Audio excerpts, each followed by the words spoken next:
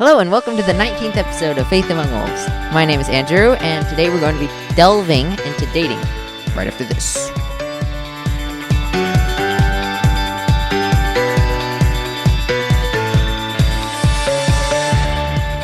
Hello and welcome to Faith Among Wolves. My name is Andrew, and with me today I have Jacob Moore. Hello. Kylie Young. What's up, guys? And two very special guests, Elisha Cagle. Hello. And Nevaeh Yates. Hello. So before we get started today, we actually have a little bit of an announcement. So we're all kind of busy this summer, and we're going to be doing some traveling and stuff. And so we're going to do a new schedule for releasing and stuff. So instead of doing a longer episode, like we're a big group and stuff every 2 weeks, we're just going to do a short little weekly, like 10-15 minute Bible study into just a single passage with just one person. So we'll all take turns and kind of alternate through that. And so we'll start that next Sunday, maybe the Sunday after. Start June. Okay, we'll start that in June. So, yeah, you can look forward to that. And, yeah, we'll probably go back to the old schedule after the summer ends, hopefully, Lord willing. And we'll also have full-length episode that we're going to record later today coming out for Father's Day. Kind of like the Mother's Day one, but about fathers. So, yeah, that's that. Jacob is trying to get me to get going. So, the next thing is Jacob has a little thing to say about Nathan. Of course, that has to be me. Okay, so I'm just some stuff happened, and Nathan had to move away. So right now we can't do it with a group, but hopefully he could come back sooner than later, and we could do it as a big group again. But he should be, unless something comes up, be in the new summer schedule, and he'll be doing his own devotionals stuff. And I actually talked about that with him yet, but if Lord willing, that'll happen, and he'll be somewhat back in the podcast, which would be awesome. Anyways, back to the episode. He's probably going to be listening to this, and he's like, wait, what am I doing? Yeah. Anyways, so, Elisha and Nevaeh, could you guys introduce who you guys are? Let's start with you, Elisha. I'm Elisha, and I work at a church. And I am out of facts about myself. Nevaeh might have more. Cool. I don't have more. I'm Nevaeh, and I'm a barista. I work at a coffee shop, and yeah, that's all I have. I don't know. Wow, that's And cool. I like cookies. Okay, well, anyways, they're gonna get married here soon. Yeah, so we're doing a dating episode before they get married. Yeah, that's pretty much the gist, and they're from our church. So, hitting off with the first point is, what is dating? So, what would you guys define dating as?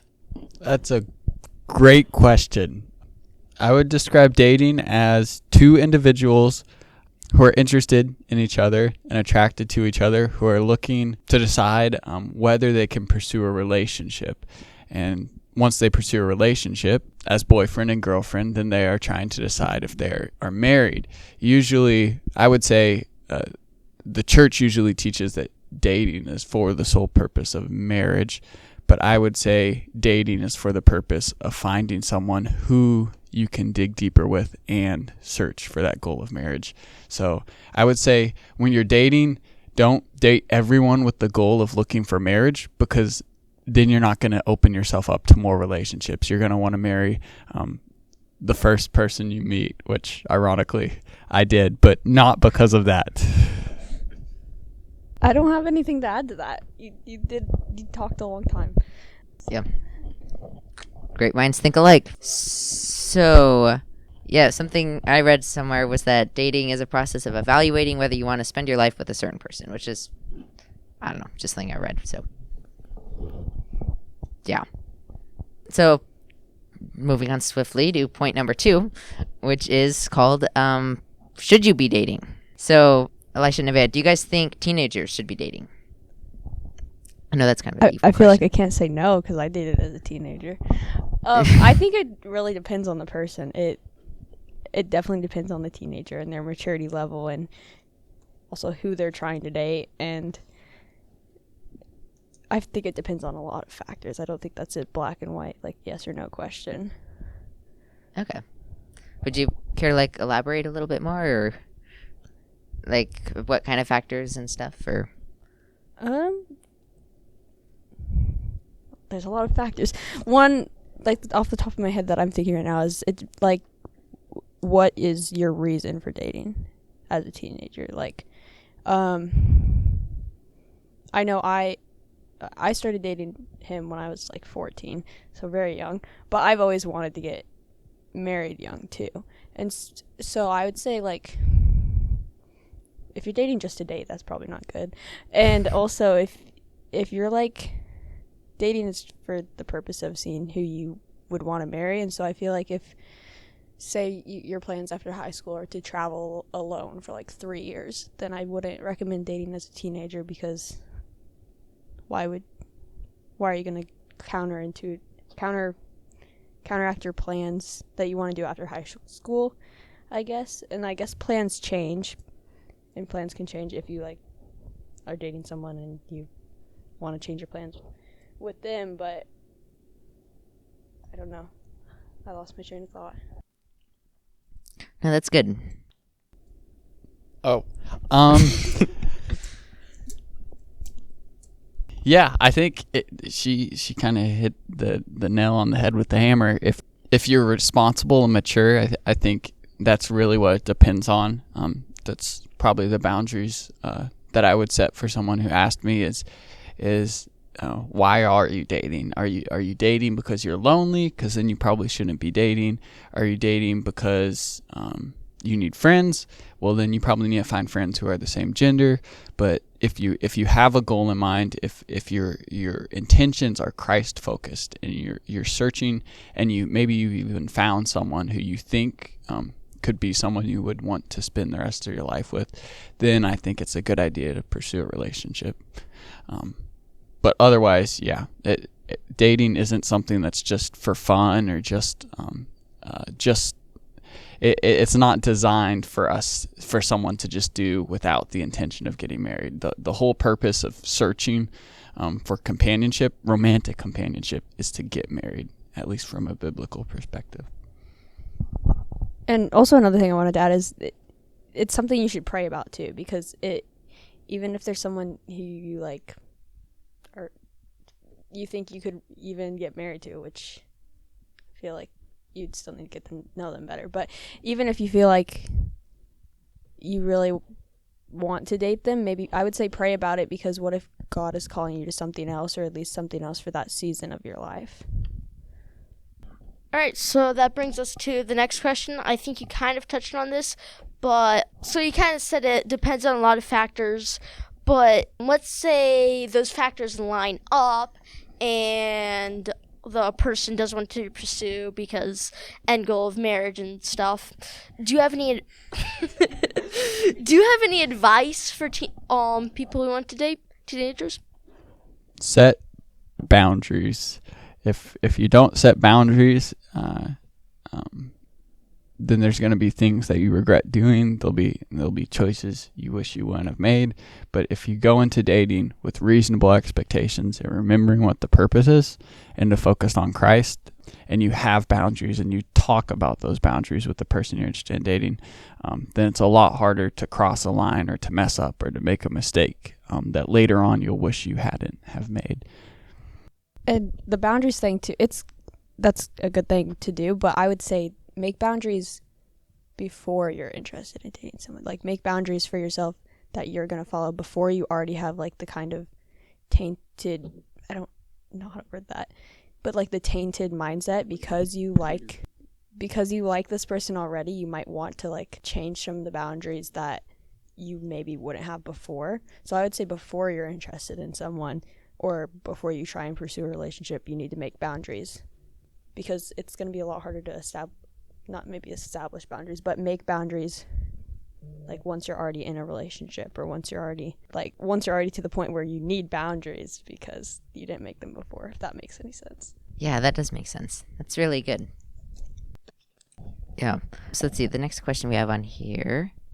Oh, actually, I just thought of one. So you were just saying, like, think of boundaries before you find someone you're interested in. So if there's someone listening and, they don't have anyone they're really interested in and they think they're not in a season where they should be dating right now, is there anything you think they should do to get ready for the season of dating when that comes in their life, as when they're in their season of singleness? Ugh, can't talk today.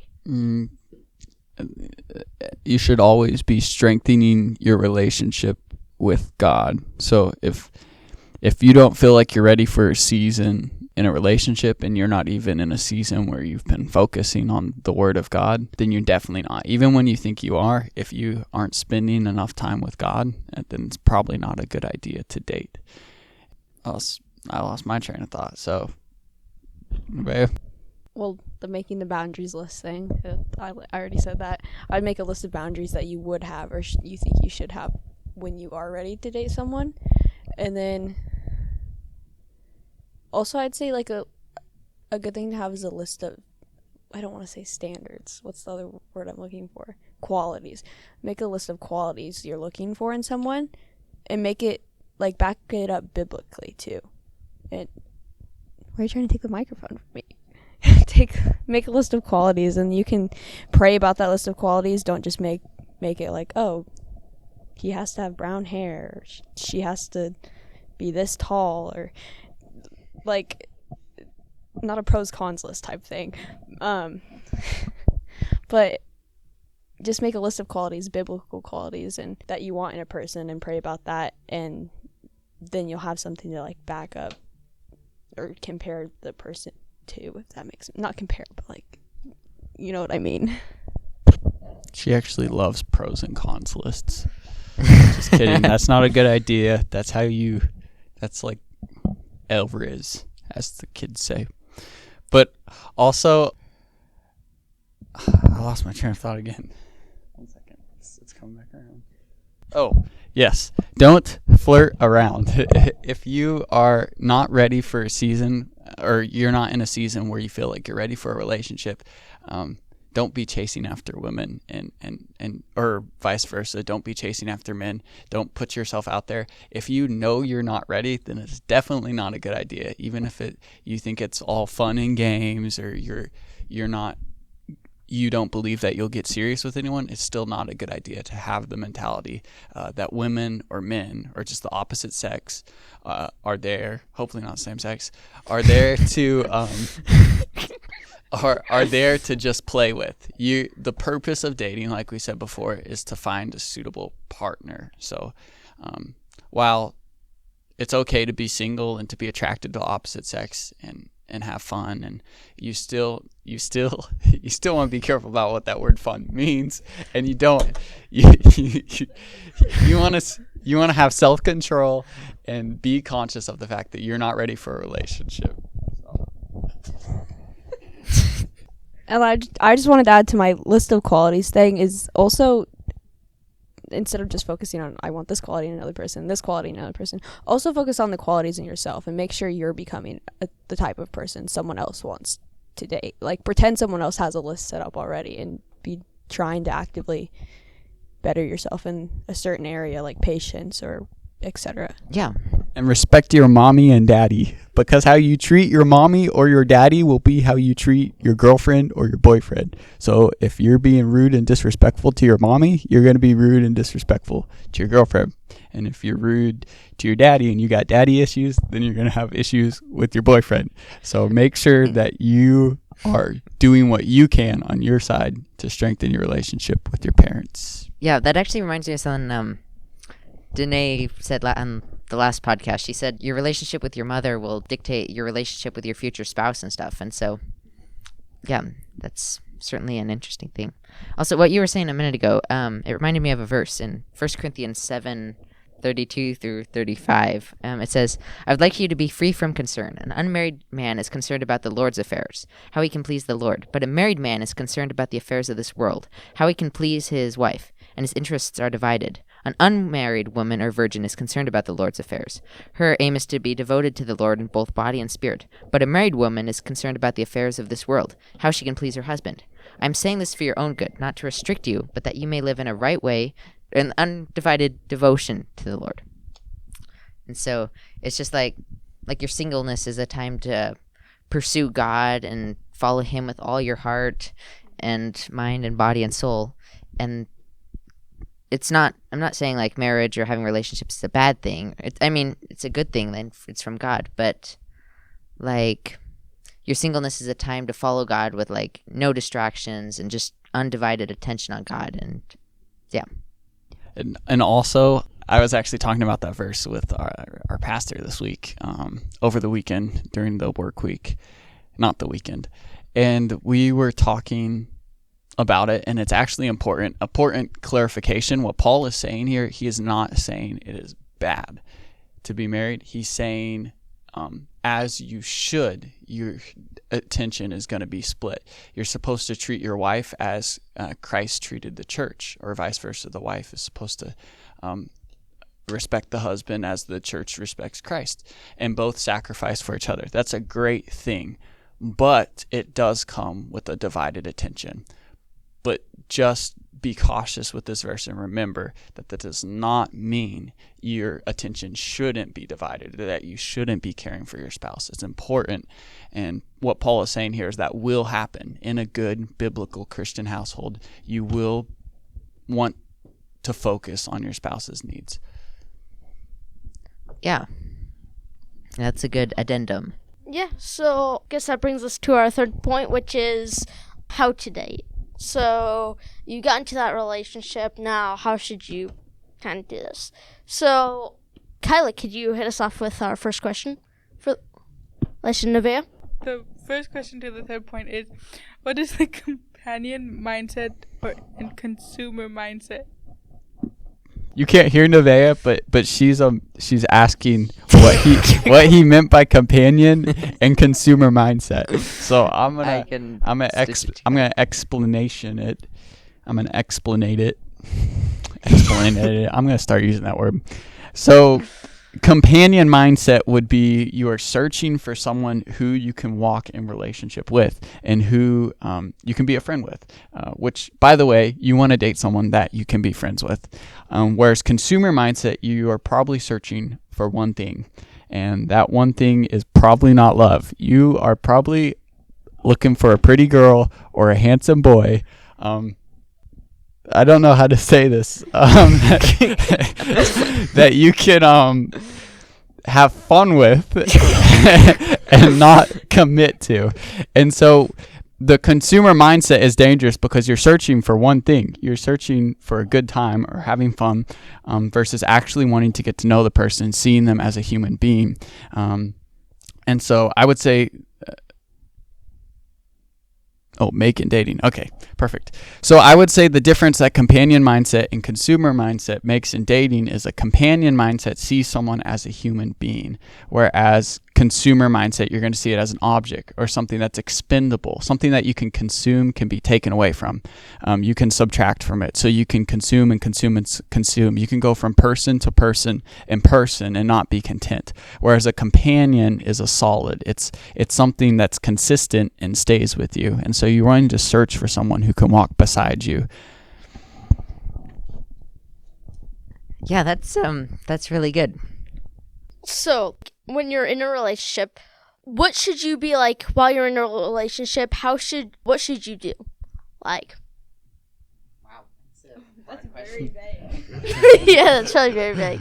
I thought of this, but like I lost the question as soon as it came into my mind. So, I don't know. Okay. What should you do? Hold hands. Just kidding. Don't hold their hand. So, very important clarification, and it actually is important. I used to give my brother a hard time because his first girlfriend, he would always tell me back when I would always call her his girlfriend, and he would say, we're not boyfriend and girlfriend, we're dating. And I give him a hard time, and he'd get really upset. But there is a big difference there. I believe, and sometimes the church might taint this a little bit or construe this and make a little bit of gray area, but there is a difference. Dating, the whole purpose is to get to know someone. You haven't even decided that you wanted a relationship yet. So the first goal in dating, the first date, is just to decide if you want to go on a second date, if you want to continue getting to know this person. But remember, you haven't decided to be boyfriend and girlfriend yet. You haven't decided that your relationship is going to be serious yet, or that this is even someone that you could see yourself marrying. The goal is just to get to know them and to get to know what their interests are. So your first step is just to go on a friendly date. It doesn't even have to be romantic. You can just go somewhere with the intention of getting to know someone better who you may be interested in, but you're not wanting to commit yet because it's way too early and you don't know enough about that person. Yeah, and kind of how there's a difference between being like a boyfriend and a girlfriend and then dating is, like you said, a date is to get to know someone, and being like a boyfriend and a girlfriend is with the intention of marriage. And some things happen the longer like your boyfriend and girlfriend and you figure out you're really not that compatible and you probably shouldn't take the step into marriage. But like there is some things you can find out on a first date, like if they share the same faith as you. That's a big one.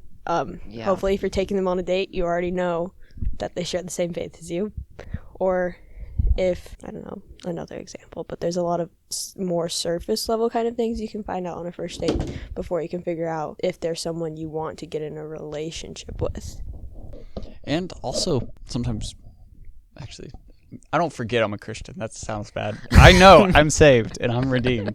But sometimes we forget that we are not living in the world. And so it's important on your first date, not only if someone, I believe that you should only be dating believers.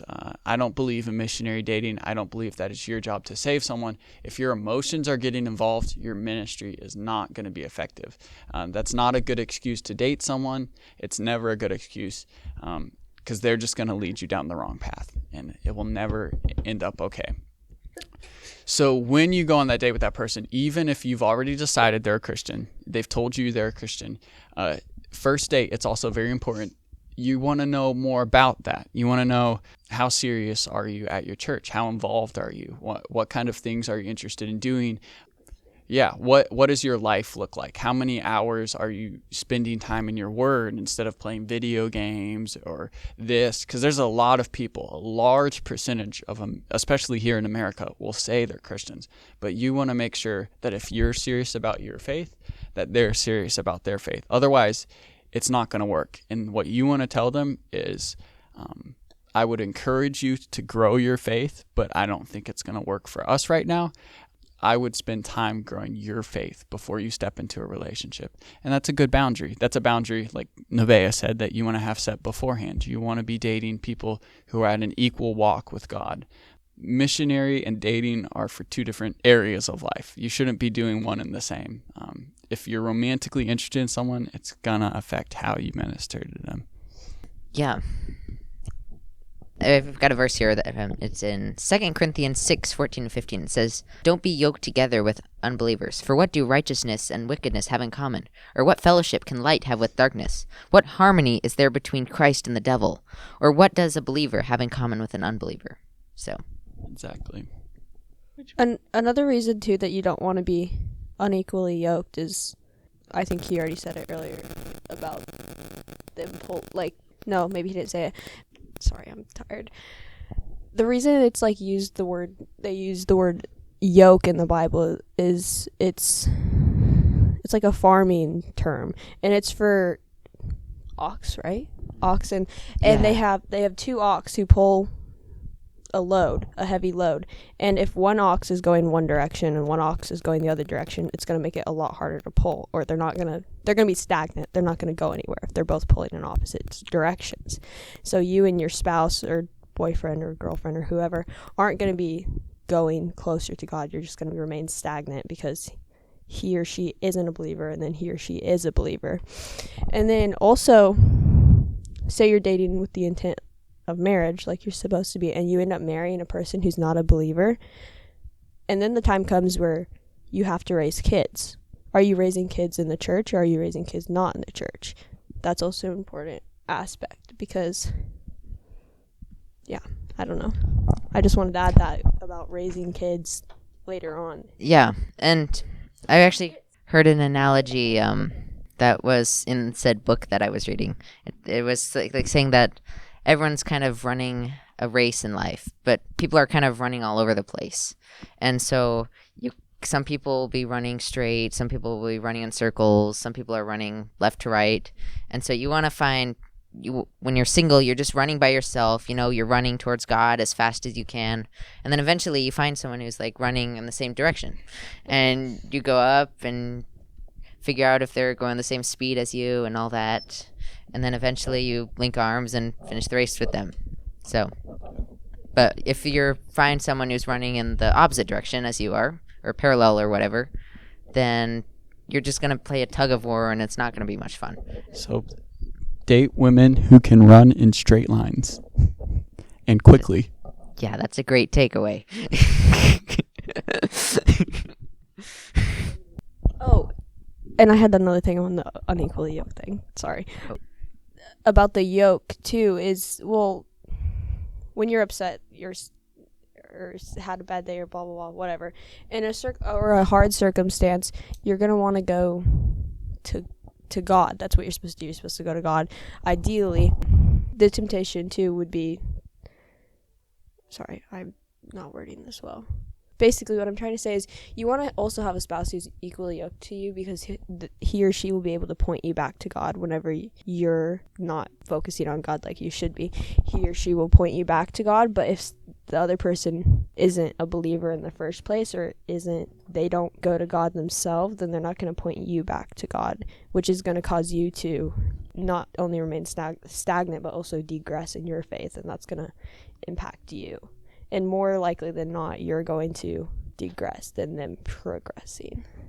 Yeah, that's a good insight. Let's see here. Do you guys have anything else you'd like to touch on, or anything else? Any last thoughts or advice or? No, but don't subtract or add to the population until you are married. That will be my final phrase. Okay. Thanks. And just making a face like he's going to cut that part.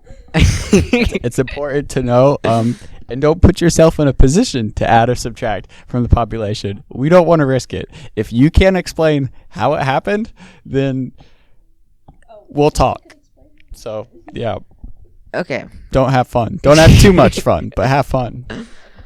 Okay. Do you have any final thoughts, Nevaeh? Nope. No. Okay. Well, thank you guys both so much for coming on and sharing all that advice and wisdom. I'm sure it was helpful for everyone listening. It was helpful for me. And so, yeah, let's see. Oh, yeah, the spiel. Alright, sure. So if you guys have... I just cooked my water bottle. Anyways, if you guys have any questions, testimonies, prayer requests, feedback, or anything for Elisha and Nevaeh you'd like us to ask them, we could even record it and send it out as a little extra Q&A. But yeah, email it to faithamongwolves@yahoo.com. Or you can text it to 571-492-4585, and that will still be in the description, like every episode. And if you guys like this episode, please share it. Yeah, thank you so much for listening, and until next time, goodbye. Bye. Cool. Awkward.